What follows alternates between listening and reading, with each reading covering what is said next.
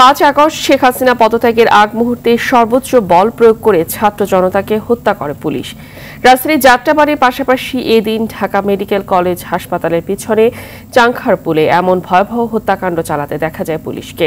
বৈষম্য বিরোধী ছাত্রদের মার্চ টু ঢাকা কর্মসূচি ঠেকাতেই পুলিশ গুলি চালায়। আর বাদলের রিপোর্ট।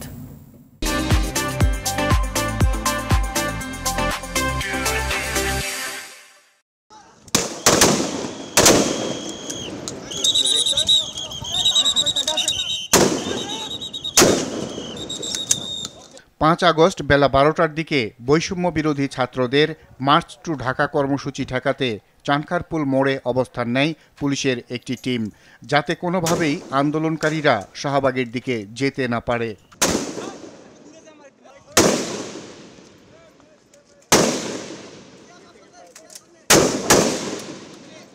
সেখানে পুলিশের ঊর্ধ্বতন এক কর্মকর্তার নির্দেশে পুলিশের 4টি বিশেষ দলকে দেখা যায়। তাদের একটি দল টিয়ার সেল নিক্ষেপ করছিল, অন্য একটি দল সাউন্ড গ্রেনেড ছুড়ছিল আন্দোলনকারীদের লক্ষ্য করে, আর আরেকটি দল রাবার বুলেট ছুড়ছিল।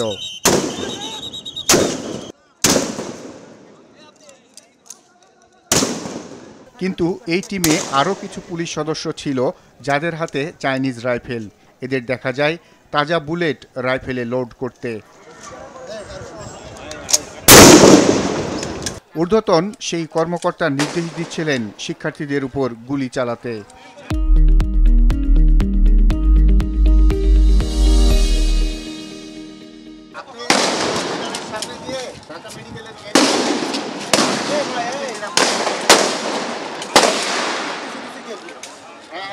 এসব রাইফেল হাতে অন্তত 4 জনকে দেখা যায় নিখুঁত নিশানা লাগিয়ে মাত্র 150 থেকে 200 গজ দূরে আন্দোলনরতদের উপর গুলি চালাতে। বন্দুকের গুলি শেষ হলে আবারও লোড করে ম্যাগজিনের পর ম্যাগজিনের গুলি চলে শিক্ষার্থীদের উপর। এভাবে শিক্ষার্থীদের উপর গুলি চালানোর পর লাশ পড়লে সেসব নিয়ে মন্তব্যও করতে শোনা যায় এসব ঘাতক পুলিশ সদস্যদের।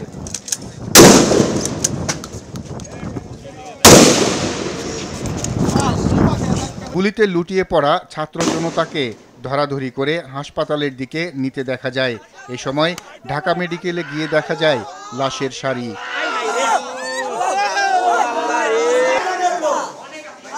এদিন সারা দেশে প্রাথমিক হিসাবে 104 জনের হত্যার খবর পাওয়া যায়। আর বাদল, RTV, ঢাকা।